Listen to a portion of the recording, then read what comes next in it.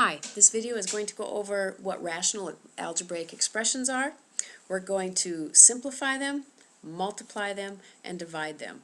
So let's start out by defining them. What is a rational algebraic expression? Well, we know that rational numbers would be any number that could be written as a simple fraction with an integer over an integer. Well, for rational algebraic expressions, we're going to make a fraction that has a polynomial over a polynomial. So let me show you some examples. Here are some examples of rational algebraic expressions. Now, notice that I can have just a constant on in the numerator or the denominator. I can have a single variable. I can have a binomial. I can have a binomial that's a quadratic. I can have a regular quadratic. I could have things to the third, fourth, or fifth power. As long as I have a polynomial over a polynomial, that's what we call a rational algebraic expression. Now before we go and start simplifying these or multiplying or dividing, we need to take a look at something that is important to note. Now if you look at this problem right here, if x equals 7, then I get 7 minus 7 in the denominator, which is 0, and we all know that 0 in the denominator is not allowed because division by 0 is undefined. So before we can even do this problem, or a problem that involves x minus 7 in a denominator, we have to state that x cannot equal 7. That's called a restriction on the variable. So if I ask for the restriction, I'm asking you what value of the variable is not allowed in order for you to do the problem. Now look at this problem here. If I look at x squared plus 1, regardless of what x is, this fraction will never equal 0 because I will have a positive number plus 1. And if you look at the numerator, sure, the numerator could equal 0 if x equals 0, but that's okay.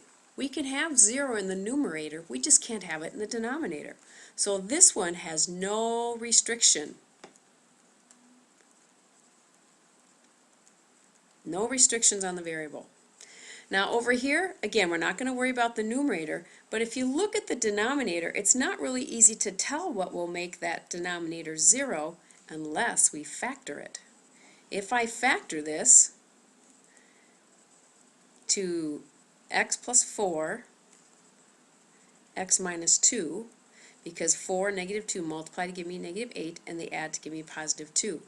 Now, if you look at it in the factored form, we can see that x better not be negative 4 or a positive 2. Either one of those would give me 0 for one of the factors on the bottom, which would make the entire denominator 0. So we need to make sure that when we consider algebraic expressions that are rational, we have to make sure that the denominators are not ever allowed to be 0.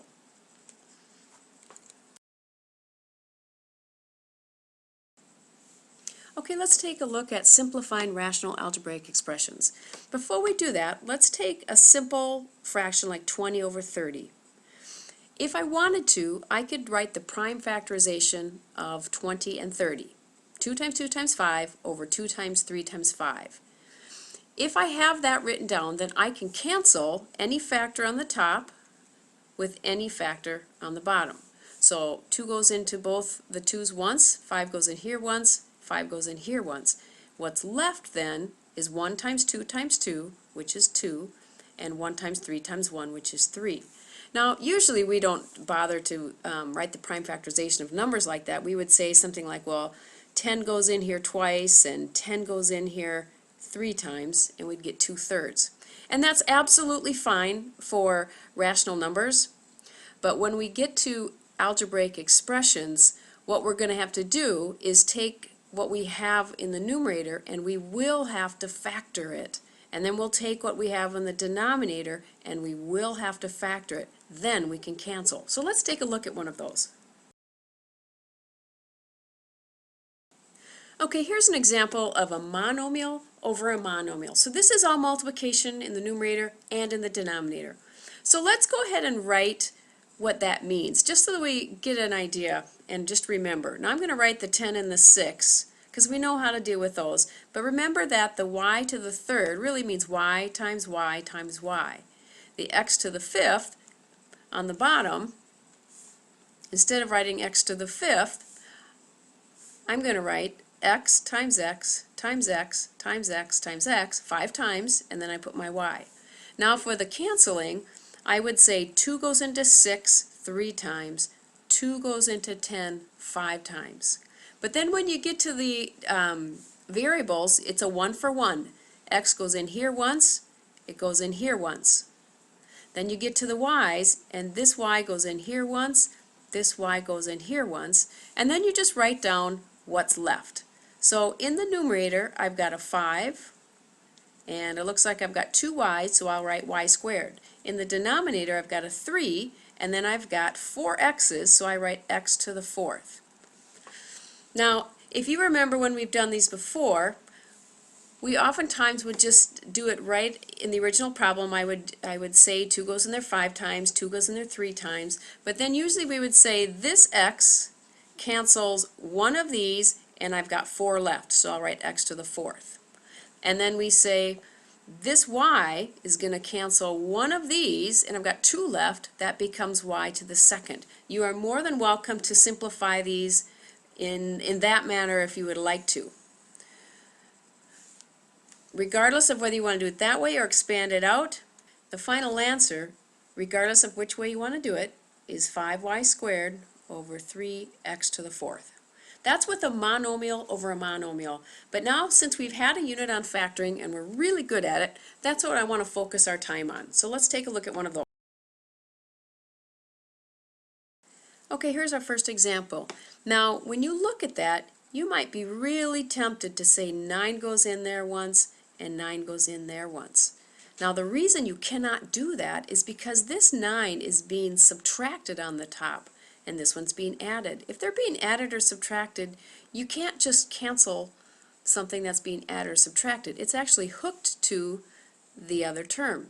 So I can't do that, but what I can do is look at this as an entire binomial, and this is a trinomial. And I suggest that when you write these problems down, you get parentheses around them so you're not tempted to cancel part of it. Because when you're looking at polynomials, it either all stays or it all goes. Do not cancel parts of polynomials. If something's hooked to something else with a plus or minus sign, you cannot cancel it. But what I can do is I can factor. I see that the numerator is a difference of squares. That's x plus 3, x minus 3. And the denominator I can do backwards FOIL on. I can put an x and an x and ask what two numbers multiply to give me a positive 9, add to give me a positive 6. That's a plus 3 and a plus 3. Now, because I have changed the addition and subtraction into multiplication, I've got 2 things being multiplied on the top and 2 on the bottom. This is considered one factor. It's one of the things being multiplied, and this is another thing being multiplied. In the denominator, I'm multiplying this entire quantity with this entire quantity. So just like that example with the 20 over 30, I can say for this particular fraction, this goes in here once and it goes in here once. It's a 1-for-1 canceling. So when I write my final answer, 1 times x minus 3 is just x minus 3. 1 times x plus 3 is simply x plus 3. Now again, you are not going to cancel those 3's because they're hooked to something else. So the final answer for this problem is going to be x minus 3 over x plus 3. Okay, here's another example. If you look at this, I've got a trinomial over a trinomial. And as I mentioned before, it's really a good idea to get them in parentheses so that you're not tempted to cancel part of it. Now the first thing I'm going to see here is that in the denominator, I've got a greatest common factor. I'm going to pull out the x and write what's left. I have x squared minus 2x minus 24. And just for the sake of this example, I'm going to go ahead and write the same thing on the top, so we'll just do it step by step. If I keep factoring, the numerator's got backwards FOIL going on. I look for two numbers that multiply to give me negative 18 and add to give me negative 3. That's going to be a plus 3 and a minus 6. Denominator, I've got an x, and then the polynomial that's left is a backwards FOIL candidate, so I put an x, and I ask what two numbers multiply to give me negative 23, add to give me negative 2, and that's going to be x minus 6 and x plus 4. At this point, I'm going to cancel again. I notice that I've got an x minus 6 and an x minus 6. If you want to, you can say x minus 6 goes in here once and in here once, because that's technically there's a 1 times x plus 3 and an x times 1 times x plus 4. So for your final answer, since there's nothing else to cancel, I've got x plus 3 on the top, and on the bottom for the denominator I've got x times the quantity x plus 4. For these problems, you do not have to multiply the factors out for your final answer. If you want to, you can write x plus 3 over x squared plus 4x, but for this entire chapter, your answers can be left in factored form. For this problem, I can tell that I'm going to have to factor the numerator. That's a difference of squares. I get x minus 3, x plus 3. The problem is, when you look at what I have in the denominator, that is not the same as anything in the numerator. It kind of looks like it, because x minus 3 is very similar to 3 minus x, but they're actually not the same. So I'm going to give you a little trick here. Whenever you have a factor that's subtraction, and you want the subtraction to be in the other order, here's how you do it. You pull out a negative 1. If I pull out a negative 1, I get x minus 3. So just in case you don't believe that, let's do that down here. If I take 3 minus x and I pull out a negative 1 and do backwards distributive, negative 1 times what gives me a positive 3? Well, that would have to be a negative 3.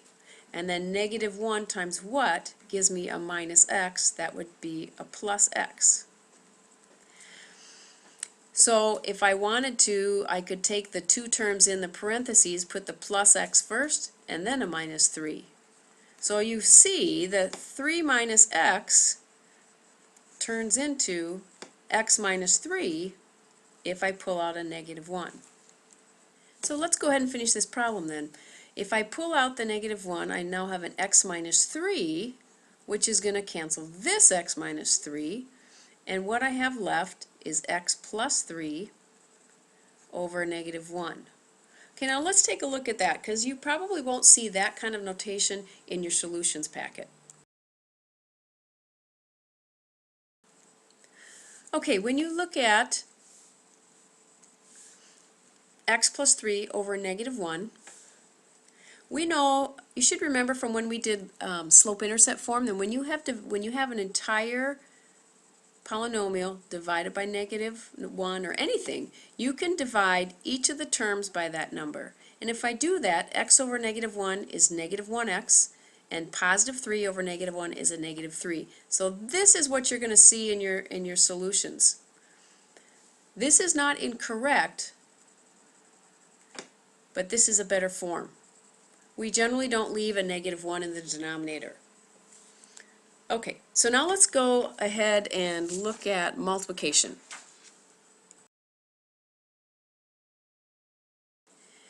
If you're with me on the factoring and canceling and simplifying of rational expressions, you're going to find the rest of this lesson to be pretty easy, because almost the entire time, whether you're multiplying or dividing, we're going to be factoring and canceling and factoring and canceling.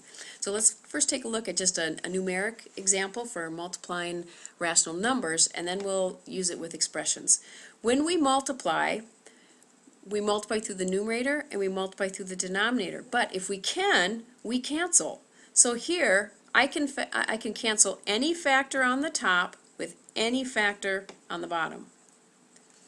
And then I can say for this one, 7 goes in there twice, and 7 goes in here 5 times.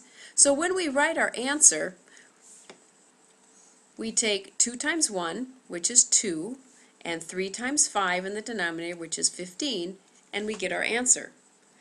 So just as we can with numbers, you can cancel any factor in the numerator with any factor in any of the denominators. You can cancel within the same fraction, or what we often call cross-canceling. So let's look at a couple examples of that. Okay, here's an example, and I think just doing one example is probably enough. I think you'll get the idea from just this one example. So what I would like you to do is to stop the video, or just pause it, and I'd like you to factor all 4 of those polynomials and see what you get. And then start the video again and we'll finish the problem together. So, how'd you do? I did this in 2 steps. In the first step, I just pulled out the greatest common factors. There was an x in this numerator and there was an x in the denominator of the second fraction, so I pulled those out. And then I did backwards FOIL on all of the remaining trinomials. At this point, it's multiplication. So you could also just, if you want to think about it, it just becomes one large multiplication problem. And I can cancel any factor on the top with any factor on the bottom. So there's an x plus 1, there's an x plus 1. Now it's a 1 for 1, so you can't cross out 2 of them, just 1. Then here's an x minus 4, and here's an x minus 4. So, oh, one more thing. Here's an x, it's all by himself. Here's another x all by itself. So when I go to write the final answer, I write down everything I have as a numerator, x minus 2, and then x plus 1. And then what's left in the denominator is just an x minus 6. And you are more than welcome to leave that in that form. If you want to, you can multiply out the numerator and get x squared minus x minus 2 all over x minus 6.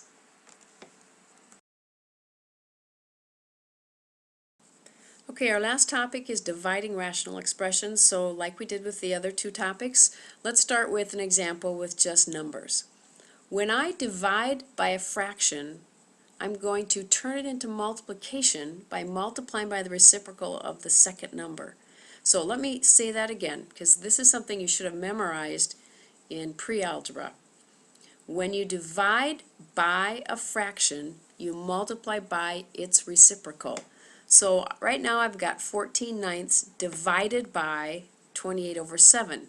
Instead of dividing by 28 over 7, I can multiply by the reciprocal of 28 over 7, which is 27 over 28. So just remember, it's the second fraction that gets flipped over when you change it to multiplication. And then when you get it into multiplication, you can do that same canceling that we did before. I could say 9 goes in here once, 9 goes in here 3 times, 7 goes in here twice, 7 goes in here 4 times, and go, oh, I missed one. I can say 2 goes in here once, and 2 goes in here twice.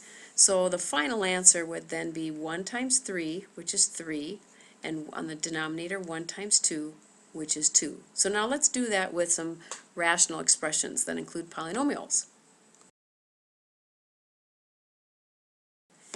Here's a problem where I have monomials in all parts of the fraction. So let's start with that one. So we're going to write down the first one, which is 17x squared over x squared y over 2z squared. And then the second fraction, as I change it to multiplication, I have to flip the second fraction so it has a z to the 4th on the top and a 34x on the bottom. So now I can do any cross-canceling that I see. Looks like this z squared will take care of 2 of these, and I've got 2 left, so I'll write a z squared. This x will take care of 1 of these, and I've got 1 left. Looks like the y is going to stay, and then I can say 17 goes in here once, 17 goes in here twice. Now don't cancel these 2's because they're in the same part of the fraction. So when I put everything together, on the numerator I've got an x times a y times a z squared. And in the denominator I've got a 2 times 2, which is 4. Looks like that's it. There's my answer.